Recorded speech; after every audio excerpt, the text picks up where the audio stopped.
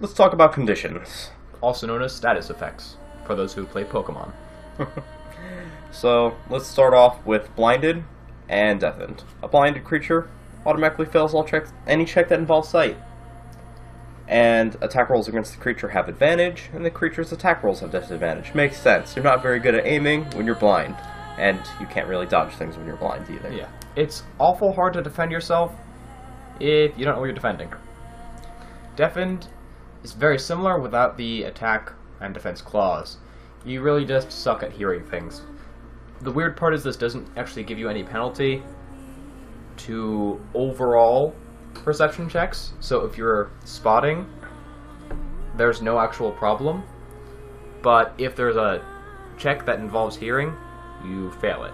Yeah. Which is a very gray area if you're having overall perception. Yeah, if you have like a stealth character running around, you both can see them, possibly out of the corner of your eye, and you can hear them. But I guess it technically involves hearing. Do I automatically fail to search for them because they're deafened? Probably not. So honestly, deafened is very specific. Yeah, it's really vague, and I think this is up to DM's discretion, because I personally, when DMing, if someone was deafened and being ambushed, they wouldn't automatically fail, but I think they would get disadvantage. Yeah. I definitely feel that deafened should give like a disadvantage to a lot of spot checks. Yeah, and I feel the same for blinded. I feel that they should both give disadvantage to all perception-based checks. Definitely agreed. Like, blinded's okay, because it fails any check that involves sight. I consider spot to be a check that involves sight, so it's just like, whatever, you just straight up fail. But deafened is a very gray area. Yeah. Charmed is actually my absolute favorite. Charmed and Frightened are my absolute favorite new additions. Neither of these conditions, or Charmed didn't exist. Frightened didn't exist in its current form. Charmed is usually a spell, like Charm Person, but it's never actually been a status effect.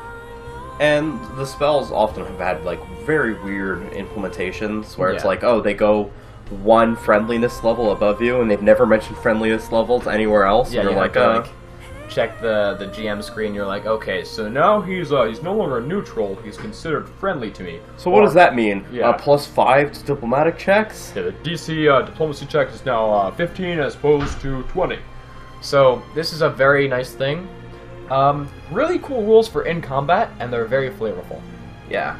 A charmed creature can't attack the charmer, or target the charmer with harmful abilities. That's really cool. Yeah, it's like, it makes sense. You know, you're like, hey, you love me now, and they're like, you know what?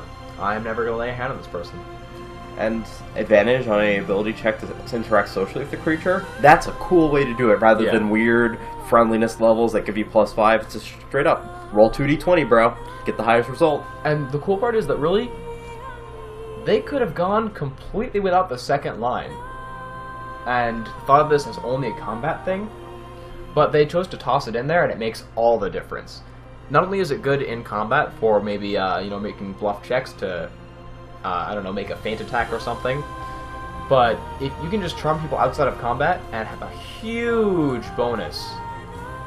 And what really impresses me is they're able to express this in 2 bullet points. Yeah, that's the thing. Like, all these, 2 bullet points. If you're going to check up on the conditions, you don't have to look at some fine print, zoom in, close your eyes a little bit, take a moment to internalize what you just read. No, it's 2 bullet points, 1 or 2 sentences each, really simple. Alright. Next up on the list is Ethereal, which I think is pretty cool. Yeah. Also known as Ethereal by some jerkwads. It's a big change. It doesn't seem that big, but, big announcement here. Normal weapons and attacks affect ethereal things. Ethereal. Dun, dun, dun. Very big. So you could punch ghosts now. It's pretty good. This may seem a little nonsensical to some hardcore gamers. A lot of people will be like, oh, I don't get it, you need to use magic weapons. But, beyond all the complaints that committed there, balance-wise, this makes it so fighters are a lot happier to fight ethereal things. You don't have your fighters just sitting around hoping that they have magic weapons or waiting for the mages to do the work. They can still attack it, but they're weaker.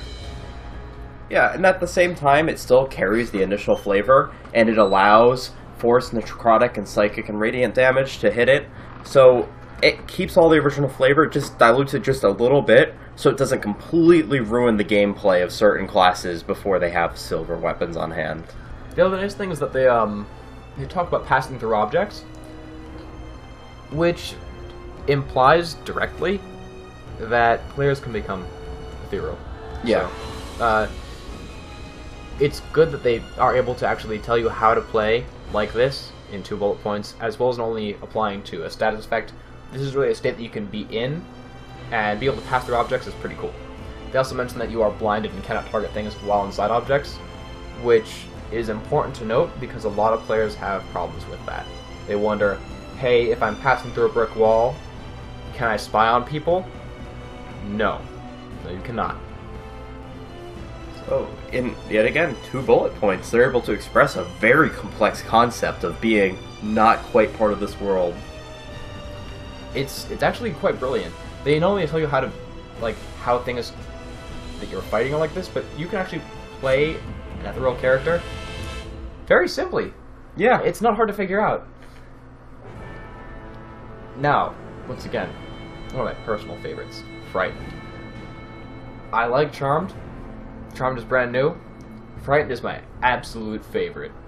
Incredibly cool, very flavorful, and a drastic change from basically every rule set I've seen for any system even remotely like D&D. D20 Modern is not like this. First, second, third, 3.5, Pathfinder, none of these have any Frightened rules close to this. So, you get disadvantage on ability checks and attack rolls as long as you can see the scary thing. This means that if there's a creepy clown in the room, it's not like you can just turn your back on the creepy clown and keep fighting the orcs. No, the creepy clown's still looking at you. He's still cackling. You're still afraid. Although you're not attacking him, he's still freaking you out. And that's important. The other thing is that you can't move towards him, which really, that's just common sense. Yeah. What I really like about it is it's the only status effect that specifically references the source of the status effect. Frightened specifically references the person who made you frightened. Yeah, a lot of systems will just make you, cower or like get a -2 to your attack rolls and checks. Like Just in general, it's yeah. like, oh, this guy scared me. I'm just scared in general. Yeah, so I now don't, do things a little bit worse, but disadvantage on ability checks and attack rolls while they're within line of sight is really cool. Which means that when you're RPing a frightened character in combat, you might actually cower behind a rock. Yeah. You might get out of the room and start fighting someone else. You might want to be like, oh, get me away from this. I will not go near it because I can't go near it mechanically, but also it's incurring serious penalties to me mechanically. So it's actually proper play to run away when you're scared. Yeah, it's perfectly out there. That dragon has a fear aura. Holy shit. I've only heard of dragons in stories. What is that fire-breathing menace right in front of me? I'm not going near it. It will fry me and eat me alive. I need to help my party, but maybe I can help them over there. Exactly. Even a metagaming min-maxer will not move towards the thing that's scaring him, because he can't, which is fantastic. I really like it. Alright. Let's move on to the next one. Invisible is pretty simple. They, yet again, are able to do it in 2 bullet points. And much like Ethereal, it's much more toned down than normal. So, for the purpose of the rules, for the purpose of hiding, you're heavily obscured. So you can always stealth when you're invisible. That just makes sense. You can be heard by any noise you make or any track you leave, of course. And the combat thing is attack rolls against you have disadvantage, and the invisible person's attack rolls have advantage. So people don't see you coming, you have a higher chance to hit them in a bad spot. Yeah, and it's harder to hit you because, well, you're invisible. A lot of systems will make you get drastically massive bonuses to your defenses, or insane stealth bonuses, but making you just heavily obscured and giving you an advantage disadvantage, really easy to understand, no rules checkups, very simple. An invisible creature also has to try to stealth. It's still a thing. Yeah. Because heavily obscured means you're allowed to stealth. You can stealth in the middle of the room because you're heavily obscured, which is a great benefit. No one else can do that. But you still need to actually work on being quiet. Yeah. Work on not pushing anything out of your way and giving off your location. So it's not the straight up, oh, no one knows who you are, you're invisible, you're automatically stealth. No, invisibility helps you stealth, but does not imply... You're not undetectable suddenly. Yeah. You're harder to detect. It's very difficult, but if you're wearing chainmail and you're running around the entire room over and over and you're bashing people on the head and screaming, it's pretty easy to find you. It's harder to hit you. You get disadvantaged because, well, you're invisible, but people know where you are. I really like all these conditions. They're toned down so they work for both creatures and players, but it still carries all of the flavor of invisibility. Fantastic flavor, and once again, 2 bullet points. 2 bullet points. Intoxicated. A personal favorite. So, it's, at first glance, perfectly reasonable. Honestly, it's fine. So you have disadvantage on attack rolls and ability checks. Of course, you're intoxicated. That seems like the perfect disadvantage. I like the second one a lot. It's a newer addition. To cast a spell, you need to succeed on a DC 10 con check. Otherwise, it's wasted. The spell isn't, of course. They're nice. But, so, you don't want to be a drunk mage. That doesn't make sense. But the third one's interesting. It does have a benefit to being intoxicated. Damage against the creature is reduced by 1d6. And we have figured out that at level 1, actually level 1 through 4 maybe? Yeah, you should, level 1, at least level 1 through 3, you should always be drunk if you're a melee character. Because 1d6 damage reduction is huge. In a game where you start with like 10 health as a melee character maybe, reducing every damage you take by 1d6 is incredible. That's an average of 3.5 damage reduced. Oftentimes you'll go into a pack of wild gnolls and just kind of drink a lot of booze and have a ball. Yeah, exactly. With packs of small creatures, they'll just keep on doing 1 damage to you. That's it. Yeah. You'll reduce the damage a lot. You know, you'll maybe have a fighter and a monk, both really drunk, and then a rogue sneaking up behind the opponent who's not drunk, and your healer just slowly repairing that whittling damage. But sadly, late game, higher levels, it doesn't scale very well. The 1d6 doesn't actually mean that much at level 20, guys. And this actually makes a lot of sense, because as a character becomes more and more skilled, so do his opponents. So when you're a little nublet at level 1, and you're a fighter coming out, right out of the gate, getting drunk in combat, not that bad, because your opponents are really weak and you're not that experienced anyway. So the mental penalty you take from not being skilled isn't that big. On the other hand, if you're a master swordsman and you get drunk, it's a bigger jump downwards. Yeah, and it has a lot of flavor of being drunk. Like, it really affects combat if you're drunk. As we said, if you're levels 1 to 3, it actually makes sense to get drunk. And people did this in the real world. People would get drunk so they wouldn't be like afraid when they go into combat, and they wouldn't feel their wounds as much, so they'd be able to fight longer. And it's still done in MMA. The other comment to make is that the reduction of damage, although flavorful to an extent, is also anti-flavor. Because although you feel pain less, you still take damage. Although reducing the damage by a d6 is a little weird sometimes. Maybe a goblin biting you doesn't feel like it hurts, but he still bit you. Perhaps they should make damage relapse later, after you get sober. So some sort of temporary hit point deal. Exactly. Maybe damage against the creature is reduced by a 1d6 at the end of combat. When you have taken at least blank damage, take a d6.